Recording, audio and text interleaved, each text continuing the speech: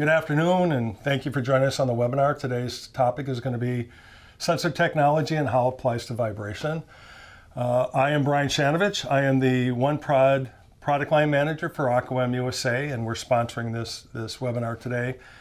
I'll give you a little bit of my background. I started in this business about 31 years ago, and I've been involved in all predictive maintenance technologies centered around primarily all vibration monitoring. If you have any questions, hold on till the end of the seminar. You can send the questions as well while I'm giving the presentation, and we will answer all the questions, and I will stay on as long as possible live after this is all done. So as they come in, we'll be able to answer them. And to send the questions in, please send it to what's on the screen right now, marketing.us@acoem.com. Today, the presentation is going to include the types of sensors that are on the market, the failure modes of your machines and how that applies to the sensors. Then we'll cover why that's important and how it then applies to the term that everybody's going right now is the IIoT or big data. We'll cover the area about how those all intertwine with each other. And finally, a finishing thought about what we've covered. Today's purpose is to pick the right sensor technology for the right type of machine that is in your plant. And what you have to do is consider the assets that you're trying to manage and the components that are within that asset. So that kind of helps you define a little bit better about the sensor that you want to use.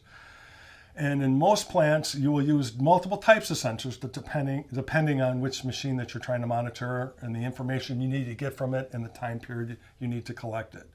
And to keep in mind that not one sensor fits all applications. So if you're kind of simplify it a little bit, if you're looking at a particular sensor manufacturer, what you should really consider is whether or not they have the breadth of all the different types of sensors. So what they're doing for you is actually applying what fits best for the assets that you're trying to monitor.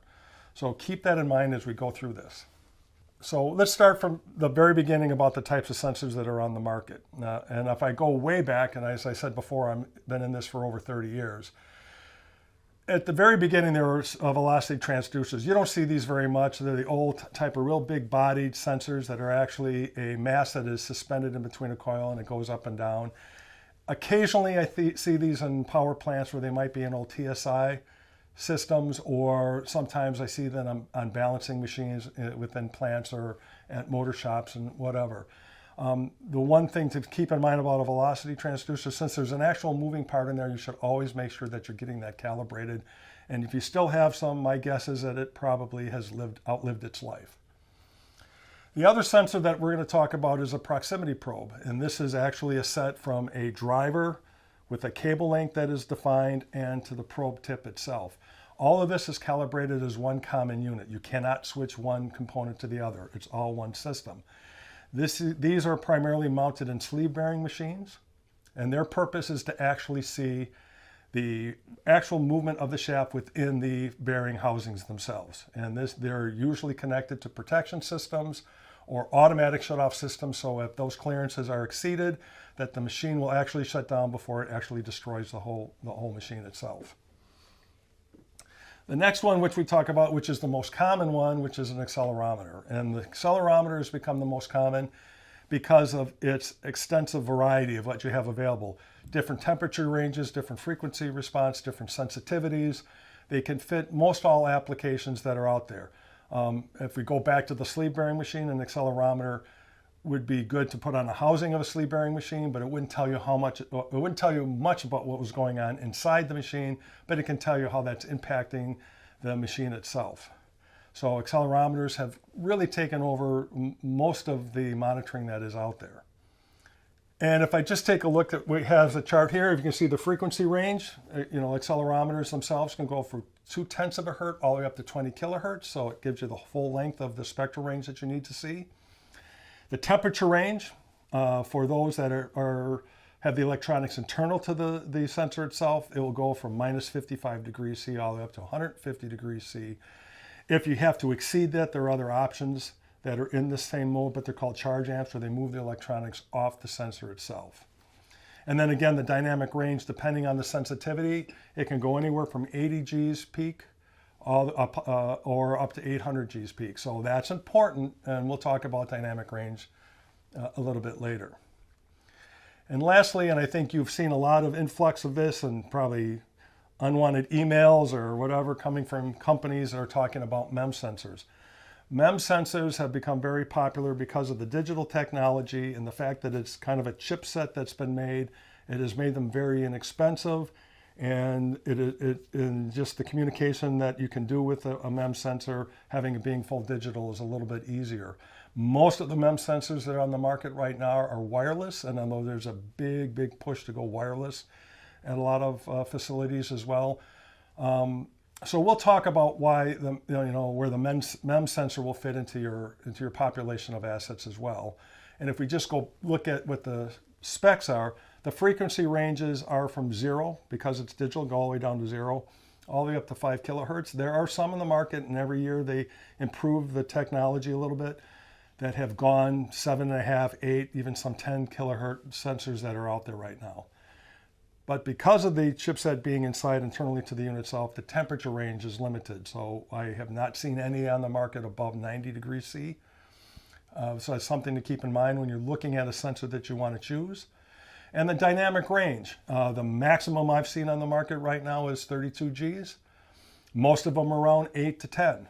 So keep that in mind again when we're trying to monitor a particular machine, what I'm looking for, what fault I'm trying to identify, and make sure the sensor has that capability. And then I want to talk a little bit about the types of monitoring when I say that, which is wired versus wireless. If I look at a wired sensor, the size, the envelope that it's in is generally much smaller. So you can fit it in most, if not all, locations of a particular machine. The other thing that a wired sensor does compared to a wireless sensor is the acquisition time, how quickly or how often I can take a measurement. If I'm going to a wireless sensor, keep in mind that there is a battery in it. And the more often I use it to collect the data, the more it depletes the battery life. Most of the wireless systems that are on the market, I call are throwaway sensors, because when the battery goes dead, there's no way to change it. You have to pick it and throw it off. So when you're looking at that as a solution, think about cost of ownership. The sensor might cost less at the very beginning than another type of sensor, but if I have to throw it away every couple of years, and I can go to a sensor that will last 10 years, you can just kind of do your return on investment between those two types of technologies. The other thing to consider also is the settling time.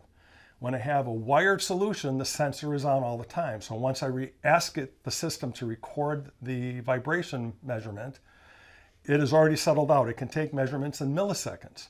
Whereas a wireless system, when it is not collecting data, it goes into hibernation or sleep mode, and it turns itself back on when it needs to take the measurement. If I have a very critical asset that has a failure rate that is of a concern, and it has very quick changes during the failure rate, a wireless sensor may not be the best solution, because events happen so quickly, the sensor itself might be asleep at the time that event occurred. Where with wired systems, you can actually catch it when the event happens. And some advanced systems, you can actually do a pre-alarm collection of data so that you can see what is happening before the alarm event happened. So that's another thing to consider. Also, the communication time and protocols. Collecting the data itself probably does not take that long, but pushing the data does. So a lot of times you compromise on the data that you want to collect because it takes too long to push the data back to the software that it has to reside in, so you can look at it. So again, it comes back to the failure mode. If I have an online system or I have a wireless system, I might minimize the type of measurement I want to make because it takes too long to push the data back. And then you end up having to have some sort of secondary monitoring system to go out there to get more definition of what you're trying to look at. So what you might think is being saving time might add more time than actually maybe even doing a portable route, because you're going to be out there at the machine anyways. So think about the communication time and the protocol. Wireless systems can be from radio, Zigbee type style communication protocols to Bluetooth, and you got to see if there's any interference with those protocols. And the other thing is distances. How long can I put a sensor away from whatever gateway I need to send it to, or whatever device that transfer the data to the software itself? A lot of them is line of sight. If I have a lot of obstructions or a lot of machines in between the place, I might have to get more gateways, and that'll add to the cost of the system. So if I'm going to put a system out there, I probably would want to get a full assessment from whoever I choose to do the solution for me, because they will be able to choose the right solution based on distances and limitations to line of sight, or if they think because the machine fails too fast, you should go to a wired system. So make sure you have all this lined up before you do it. And I mentioned before about life cycle. Most wired sensors right now have lifetime warranties. A lot of wireless sensors, because they're dependent on the battery, once the battery dies, you can't replace it, you have to replace the sensor itself. The sensor may very well be still usable, but since the battery's dead, it actually has to be replaced. So those are things to have in the front of your mind. So now let's dive into the failure modes of your machine. If you have not had a criticality assessment on your equipment, that's something you should consider first. What we need to do is figure out what machines are mission critical. And what I mean mission critical is that if something happens to that machine and it can no longer operate, your process is shut down. The whole idea of what you're working for from the company and whatever they're building or whatever they're processing can no longer be completed. So I need to go out and find out what machines have that impact to the business. So I look at it in two different ways. I have a criticality about how important the machine is to the process, and then I have a vulnerability of what machine is most likely to fail because of the way it's being operated. You take those two into consideration and you can come up with a criticality analysis of those assets. If I just go through the criticality side, I'm going to think about 4 or 5 stages. So the first one is going to be mission critical. If it fails, the process stops. And that's it. And it doesn't necessarily have to be a big machine. It can be a small machine, but the most important component of it is what helps the process be completed. And that is the machine that I need to monitor more frequently. The second level, in most cases, is going to be a machine that might not be critical to the process, but what it really is that it is an expensive repair. And so I have to think about that. So when I mean expensive repair, it could be that spare parts are hard to get, or they have long lead times, or it's just shut down for a long time and the components take a long time to to assemble or to repair. So that would be a second stage. The third stage is usually a balance of plant. Machines that are out there, they have spares. You have spares in stores, or you have inline spares. They're not expensive to fix. They're easy to get access to, and so you probably want to monitor those because you have a lot of those types of machines. If you have a lot of those fail, then there's a lot more time dedicated to repair. And then there are machines that are out there that are just best suited to run to failure. It just the cost of monitoring them exceeds the cost it does to repair them or when they fail. So what I would suggest first for everybody is to get your criticality assessment, make sure you have the machines all designated based on where they fall within this chart. So getting into the vibration side of it, we'll talk about failure mode. So to be effective in just spectral analysis or looking at the vibration data itself, at a minimum, you'd want to get at least 60 times the rotational speed of the machine. And that's just simply stated, if I have, and I'm going to do simple math, 1,000 RPM machine, I have to make sure that I will go out to 60,000 CPM just to see what I need to see in the mechanical side of it. If I have a gearbox, I need to do 3.5 or 3.25 times the running speed of the high speed side of the gearbox times the number of teeth it has. If I have a gear increaser, then it's going to be higher on the output shaft side. I need to know the gear tooth count, so I make sure that I can cover all of the failure modes within that gearbox. And then lastly, we'll talk about bearings. Bearings are the most critical component within the asset itself. And we do have a video that we'll post a link to that explains the 4 stages of the bearing failure mode. And each one will explain what you need to see in the spectrum and how you can identify it. I'll just kind of simplify it and kind of give you an overview that stage 1 is 20 kilohertz, somewhere between 10 and 20 kilohertz. If I'm up around 20 kilohertz and I have a sensor that can see it, I actually have an early enough warning that if I have a lubrication problem, I can identify it. And I can prevent that bearing from going to stage 2, 3, or 4. So if I have the right technology and I have the right monitoring strategy, I'll be able to catch that bearing early. And my thought would be if bearings are the number one concern on this machine, and that seems to be the one component that fails all the time, pick a sensor technology that allows you to see early bearing fault. And I ask this question to everybody, is that if you ever sent the bearing out to get root cause failure analysis, what generally happens is the bearing gets down to stage 2 or stage 3. That's kind of based on, or stage 4, on the availability to shut the machine out to get it repaired. Then you pull the bearing out, you send it to your bearing distributor or to a bearing manufacturer, and they will send you a report back, and I guarantee you that most times it says improper lubrication or improper installation. And why do they say that? In most cases, if we're pulling a bearing out in stage 3 or 4, is we have masked the original cause of why that bearing started to fail. So if it got a machine that historically fails the same way all the time, it'd be in your benefit to be able to have the technology that can see very, very early to prevent it and actually finding out what's causing the failure to start anyways. So keep that in mind when you're choosing a sensor. So as I said before, 20 kilohertz is where we kind of want to be more proactive rather than reactive. If I get to stage 2, you're starting to hear that audibly. Stage 3, it's obvious. And if it gets to stage 4, you're just kind of betting against time. And and I know you're going to get a question that people ask you, well, how long is it going to last? And my answer to them is, I don't know, because things fail based on loads, pressures, flows, operating speeds, how operations decides to run it.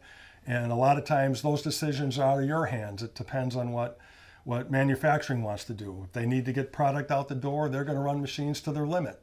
And sometimes that might be too late.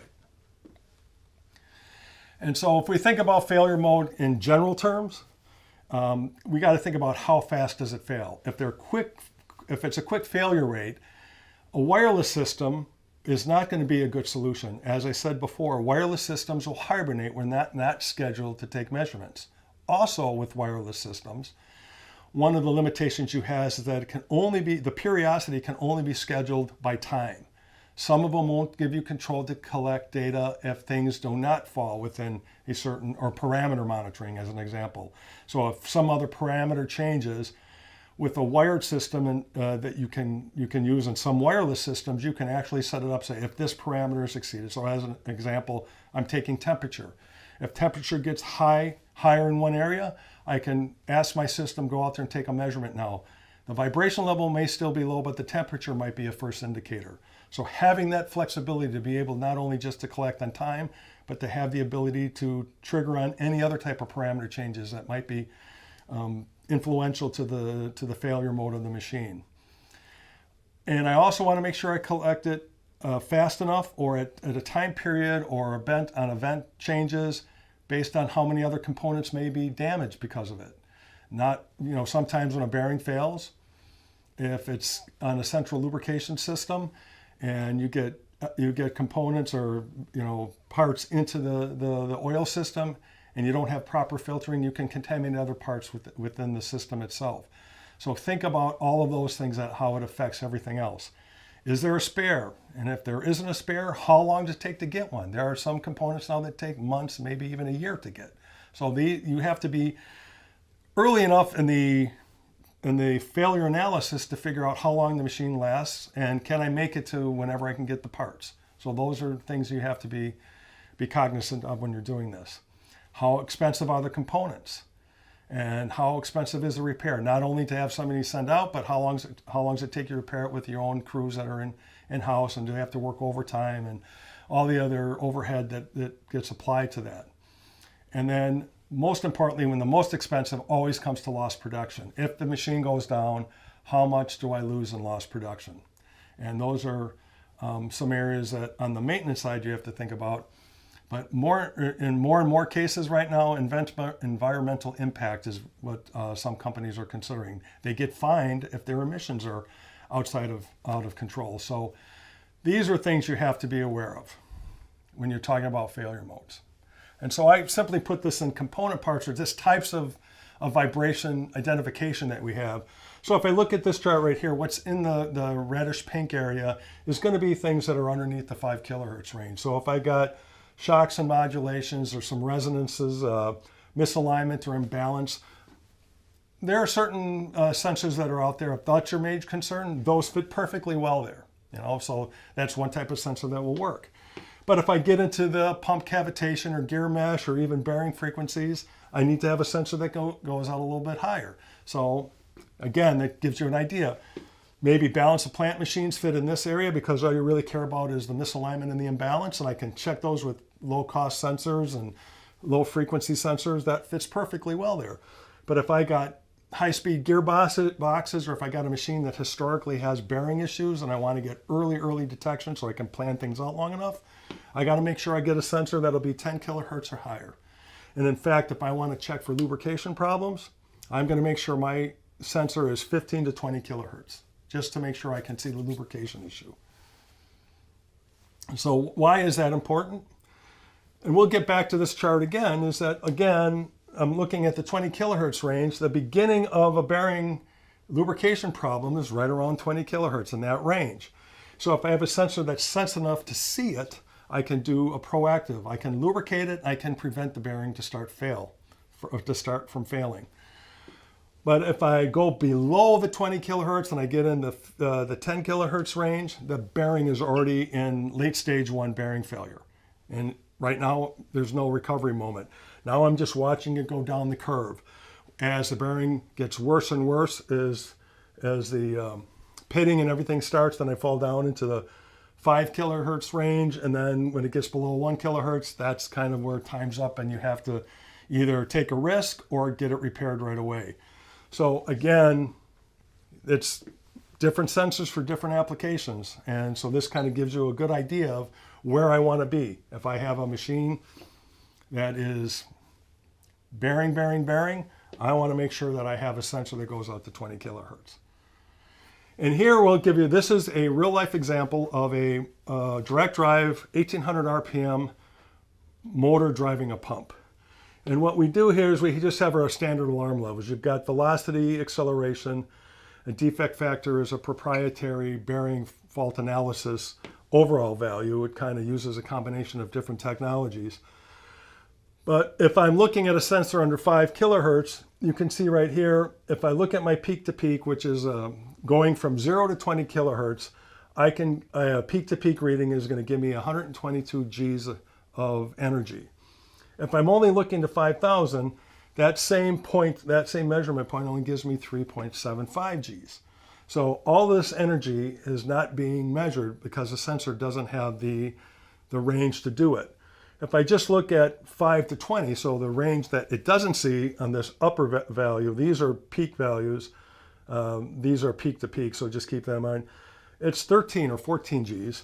And if I go from 0 to 20 peak, it's at 14 Gs as well. So you can see that where the lower frequency accelerometer or MEM or sensor, whatever you want to call it, doesn't have the capability of seeing the full picture. So if I want to look at that in a different way, I have the raw time signals here. The top one is the straight acceleration unfiltered 0 to 20K. And you can see the RMS value is 16.4 Gs. If I just look from 5 to 20, I have about 98% of the total energy just from the 5 to 20. I'm still at 16.3 Gs. If I look at the raw time signal from just 0 to 5 Gs, I only get 2.3 Gs. So it all depends on how you alarm the machine and how much information you have and the history of it. But what the whole point is that the overall value here, the overall energy that I'm seeing here is significantly lower, and I may or may not see a problem that I have in this machine because I don't have the range the sensor needs to tell me that. By the way, this particular machine actually has a bad bearing. And if I go back to the previous measurement, I'm getting an alert here. I already know it's a bad bearing because of these measurements I have there. So if I have the sensor that takes me out to the frequency that I need to see, I can make a really good decision on repairs. Here you still would not even, you may think about scheduling it, but you think you have a lot more time. Up here, I've got red lights and it's telling me I need to take care of it right away. Here, you might think you have a false sense of security. So I think that's another good reason why you want to have the ability to go way out. The other type of technologies, if I have that full whole spectral range, is that you've got other companies that have things like HFD, which high frequency detection, that goes from 5 to 30 kilohertz.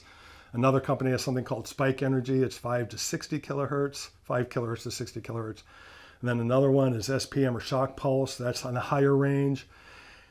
And so those are overall values. And so you can see that if I only have a sensor that goes to 5 kilohertz, I can't even measure with these. These are early indicators of bearing problems.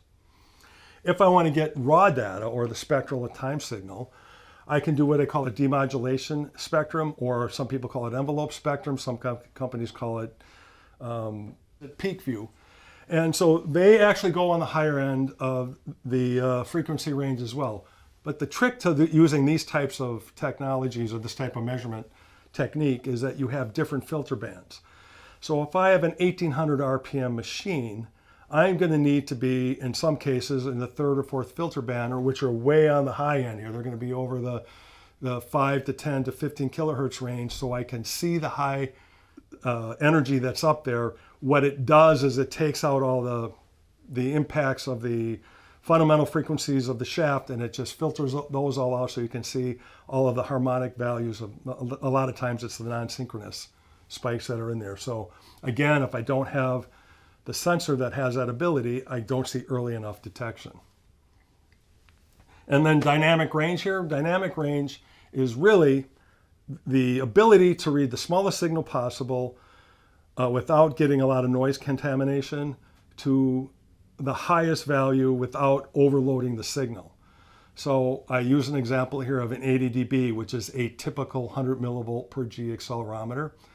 That means I can see a 1 inch per second vibration all the way down to a 10,000ths of an inch per second vibration without having contamination and noise and not having an overloaded signal.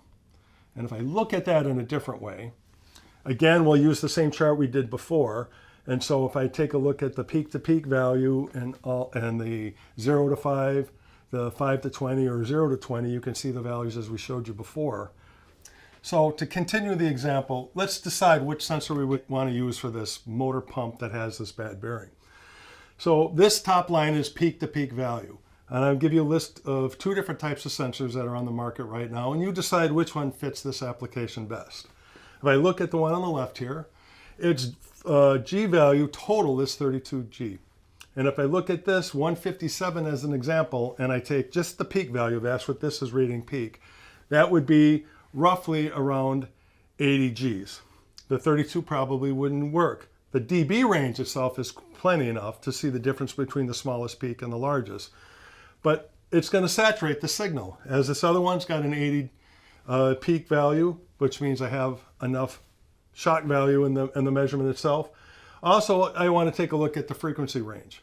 Remember, when we're looking at bearings, at this level right here, most of this energy is going to be above 5 kilohertz. So if I just go ahead and list the MEMS sensor, and then I have a regular accelerometer, you can clearly see the best sensor for this application, because it has a bearing problem, would have been seen much earlier with the accelerometer, the 100 millivolt per G accelerometer. Let's just talk about what you get and what you pay for. Remember, what you really want to do is, if you're really doing a good assessment, criticality assessment of a machine, that the failure on the higher side of the spectral range is where you can see the earliest fault. And so if I pick the proper sensor, it gives me enough time to plan what I need to do for that machine. If I catch it early enough, it actually will give me enough time, maybe even to prevent the failure from happening altogether. But if I don't catch it then, and as that fault moves forward in time, it moves farther down in the spectral range, and my time to failure gets shorter and shorter. When it gets to the 1000 hertz area, I'm pretty much just, it's got to replace it or I got to take a chance. So that's the one area you need to concentrate on. So let's talk about what you get, what you pay for. So if I pick a good sensor, which gives me enough time to schedule out whether or not I have to change the bearing out, but if I get a lubrication issue, I can add the lubrication and maybe even prevent the bearing from beginning to fail from the very beginning. But if I miss it at that point, if I have enough range, I can actually go in a much better job of determining when I need to prepare to buy the spare parts, when I need to schedule to shut it down. And it gives me a much longer time to run. And that helps But if I have a lower quality sensor, my window is much, much smaller. And if the frequency range doesn't take me high enough and my peak value isn't high enough, I'm not going to see it early enough. And usually by that time, when I get it with that type of sensor technology, it's already at the point where I have to change it out. And then what you have to do is measure risk against repairing it. And the last portion of this seminar, what I'd like to talk about now, is going to be IIoT. And simply stated is big data. So what IoT really means is that I have all these sensor technologies that are out in the plant. And this could mean temperature measurements, flows, pressures, and there are different parameters that each machine has that kind of tell you what the operating condition is. And what I want to do is take that information in and also measure it against what the vibration readings are. What this gives me is what I call kind of a perfect setting of how I want the sweet spot of the machine. If I can see how the impact of the pressures of the flow can increase on the vibration, I know whether or not I need to run the machine in that area. The problem is I get all this data that comes in, and how do I want to use it? So I can impact the production, it can impact the maintenance, it can impact environmental, it can impact energy management. So the whole trend in the industry right now is give me all this data so I can make a more efficient plant or a more efficient facility and how we run it. So to summarize what the IoT means in a shorter time frame, and I think we'll go into more detail later on in another presentation. But do I want all this data? You certainly want to get all this data up front. We'll call that the machine discovery mode, or what people are trying to see how I determine how the machine is operating. I need all of these indicators to figure out what I need to measure, what the alarm threshold should be, and whatever. So that's where you need all the data. But as a vibration side of the business, is there any value in seeing a trend plot of a machine that's functioning properly? If there are no changes to the vibration, does all of this extra data actually help me in making the decision on how to run the machine? So sometimes more data isn't better for you. What you really want to discover is what meaningful data is on the vibration side. Meaningful and actionable. So if I can see something early enough in the process, I can make decisions. So maybe with some of this data we're getting in from other sensors and we see the vibration go up, I can make parameter changes to the machine, operational changes to the machine to make sure that the vibration level doesn't increase in where I want to operate. More vibration causes more machine problems in the future, so we can actually use that data to help us. And the other option we have to worry about is how we share all this data. And information overkill is a problem. And a lot of this information may be meaningless to other departments. So you have to determine what values mean to what people. If I get vibration levels, that might mean something to production, but it probably might not mean something to anybody that might be in the environmental side unless it changes the emissions of the plant itself. So please remember when you're doing all of this is that when you're taking in all this data, make sure what you're getting out of it is you're getting useful, actionable data, not just a lot of data. And in summary, and this is my final thought about what we talked about today, first things first, when you're choosing a sensor, you have to know your machine. Criticality analysis is essential. You have to get that done first. If you don't know how critical the machine is, you can't make the right decision on how you want to monitor it. So let's figure out what machines need to be monitored first. And sometimes you'll have a mix and match of different types of sensors in there based on the criticality and the cost of monitoring it. So when I'm going through this process, I want to make sure I'm working with a company that has the availability of all of these types of technology, so it helps you make the best decision on what monitoring systems you need to monitor those assets. And then you also have to be concerned about the components within the asset itself, what their failure modes are, how available they are, how you can plan to schedule it properly. And so going through the failure mode analysis is very important too. So keep in mind, gathering meaningful information, getting the data points you need to help you make those decisions is critical. So those are the things that you should have up front before you go through this process. Then when you decide it's time to do monitoring, find a supplier or a company that will work with you to make sure they pick the right sensor for the right application. And it always helps if you have a company that's got a vast variety of sensors, because they have they're not trying to force a square peg into a round hole. They're going to give you the right solution for the right asset. And just always, always, always, one size does not fit all. You have to know your machine in order to make the right decision. I want to thank you for your time. Have those questions keep coming in. I will stay here as long as it's possible to answer them for you. And I can't wait to hear what you have to ask.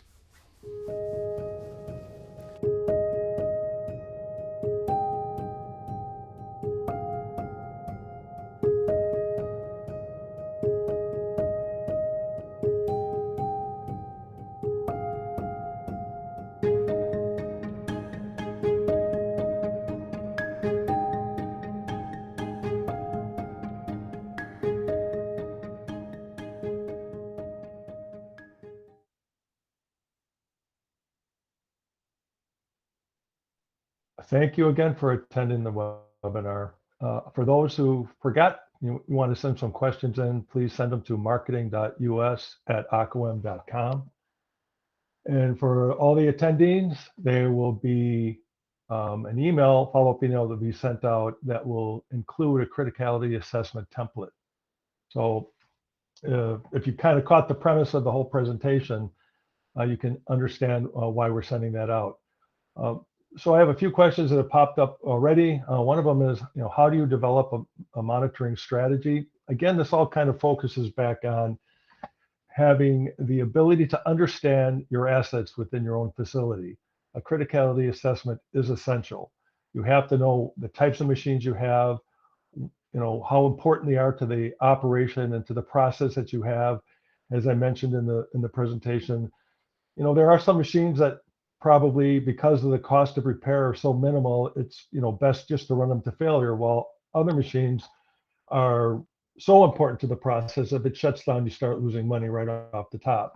So the first step to trying to figure out what your monitoring strategy is to figure out what machines are important, how critical they are to the process, and then what their likelihood of failing and what the failure mode is. Because if they fail quickly, your monitoring strategy should be gathering data at a higher frequency rate or a higher scheduled rate and having more sensors on the machine. So those are the things you have to go through, but the criticality assessment is the most important thing to start with. Another question here is, how do the various monitoring strategies integrate into one system?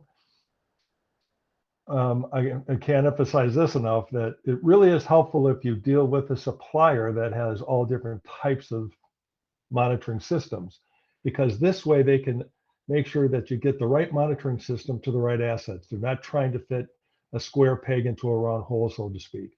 What you really need to do is, again, some machines, you need to be able to catch data as quickly as the event happens. And some strategies, you might actually want to have a system that will do what they call pre-triggering, that once it goes into the failure mode, you can actually look at data prior to the alarm event, so you can see what's actually happened before that event happens.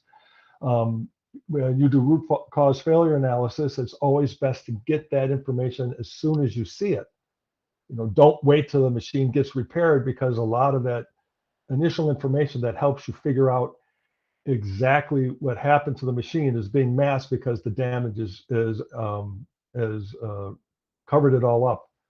So you have to make sure that you get that strategy, and having a system that can do both online, or you use the MEM sensors, or use wireless sensors, or even portable devices, is important, because each machine needs different attention.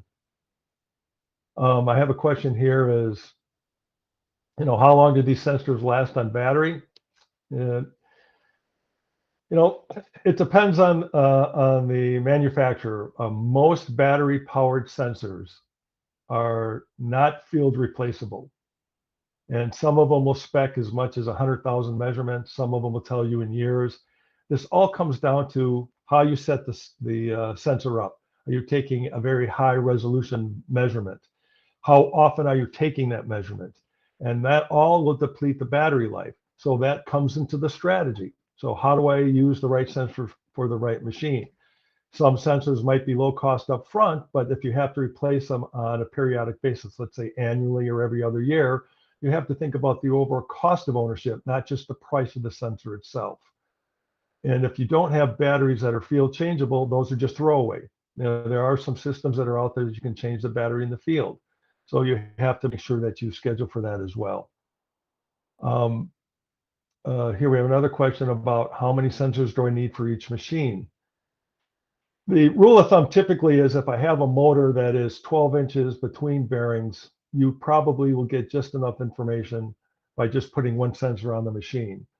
There is also a question about should I use a single axis or a triaxial sensor? Again, it comes down to the strategy. If I'm looking just for bearing problems, a single axis would be just fine. Trying to monitor mechanical issues like misalignment or unbalance, resonances, so I can tell the difference between if it's an alignment problem or a balance problem or resonance problem. The triax will still see the bearing, but if I use just a single axis, the likelihood of seeing more than just maybe, you're going to have to end up doing additional measurements to see exactly what's going on with that machine. Another question here is, are the results reported in AI only, or are they provided by Analyst being covered by an analyst? It depends on the manufacturer of the sensor. There are some AI technologies that are out there. Keep in mind that if I'm using AI, the more information about the machine, the better it is for the AI to work.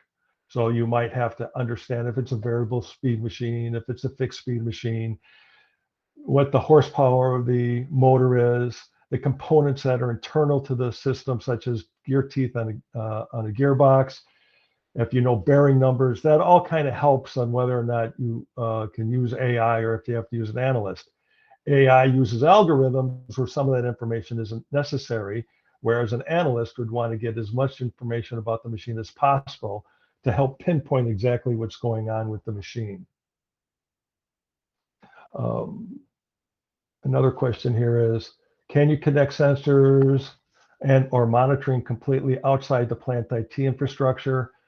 The answer to that is yes and no. I always like to say this, IT can always tell you no, but they can't always tell you yes. So the example would be, in a lot of systems, you might have to use some sort of cellular router to get outside of the IT infrastructure. So there are systems that are out there that allow you to do so. Sometimes IT groups won't allow any type of routers within the organization, so that has to be covered with IT groups.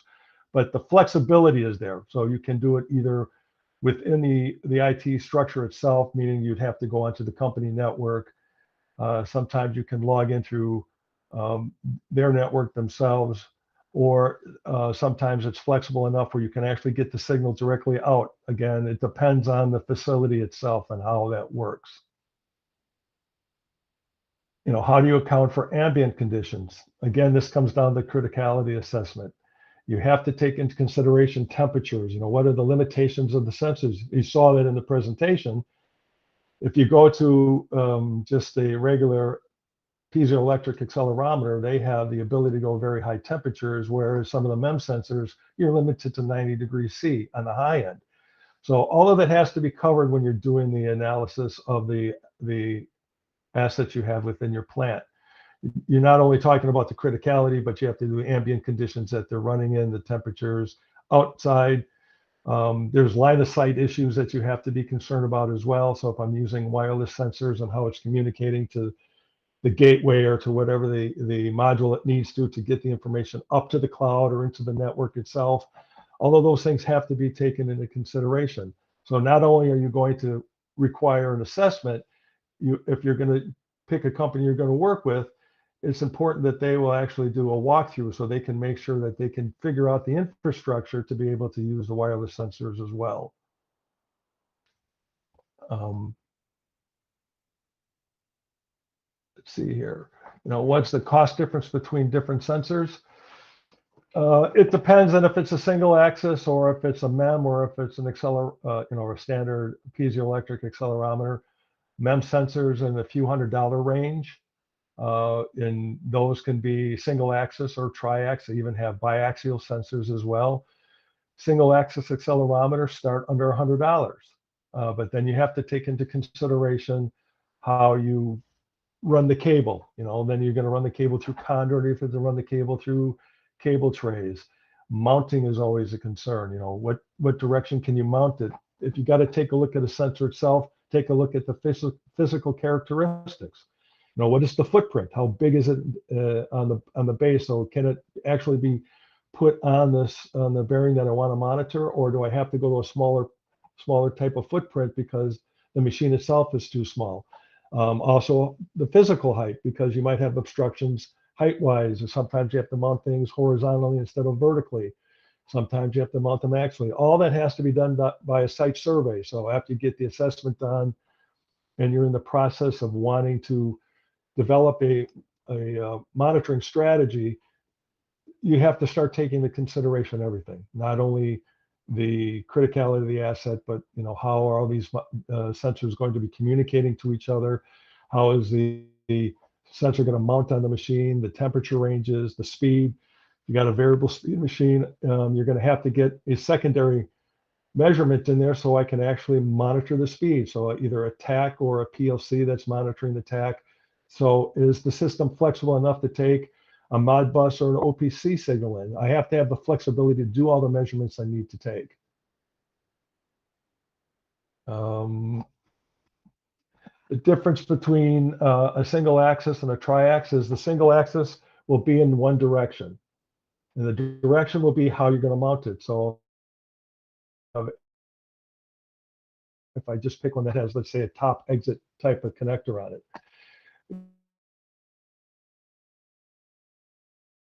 is on top, the vertical. The side mounted one, the sensor is going in the vertical direction. So which way you would actually have the screw that would mount into the surface itself. So if I'm monitoring a machine, I would probably want to put a sensor in the direction that I would see the highest level of amplitude in my vibration, so I see things early enough. A triax will always have one sensor that will be mounted in the direction that it is, or be insensitive in the direction it is mounted, and then you'll have a perpendicular and a horizontal measurement along that goes with it. So mounting the triax, I would do the same thing. I would find out which is the most sensitive direction that the triax is to make sure I'm mounted in the correct position so I get the information. A triax will take, depending on the monitoring system, the software that comes with it, or the hardware that it communicates with, can take the measurement in all three directions simultaneously. Some do not do that. Some will only give you the information one plane at a time. So that's something to take into consideration as well.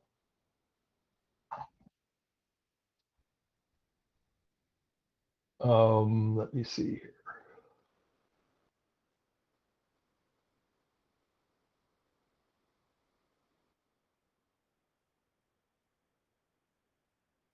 If there are any questions, please forward them to me. Otherwise, if something comes to your mind afterwards, send the email to that marketing.us@acoem.com, and then we can follow up with you. If there's any sort of data that you want on this, we can forward you that information as well. If you want a copy of the presentation, I suggest you send an email to us, and then we can get the information that you want to it. So I guess in summary, the most important thing when we start trying to figure out what we want to do and using monitoring right now, there's been just a big influx of sensor technology, especially on the MEM size. I'm sure you get contacted by several companies, if not daily, on at least a weekly basis. And a lot of these systems that are on the market right now will offer you a MEM sensor, and they will say that it fits all applications. I hope what you learned from today is that not every one sensor fits every application, and that it's important that you work with somebody that understands how to monitor the asset that you're interested in. And as the strategy goes on, I think what normally happens is that you will start with the most critical assets at the beginning because they're the ones who impact your business the most. And then you work your way down the ladder to get to the secondary level B or level 2 type machines that need to be monitored. And then you get to the, I call balance of plant. I would think that there is a good solution for every one of those machines. You just have to make sure that you find somebody that understands the different technologies that are available, understands how to monitor the asset that you have in question, and to make sure they got the best fit for you.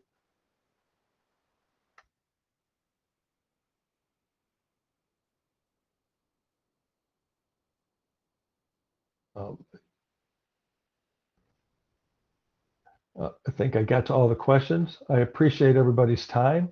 Again, any other questions that pop up, send it to marketing.us@acoem.com. And remember, you will be getting a follow-up email that will include the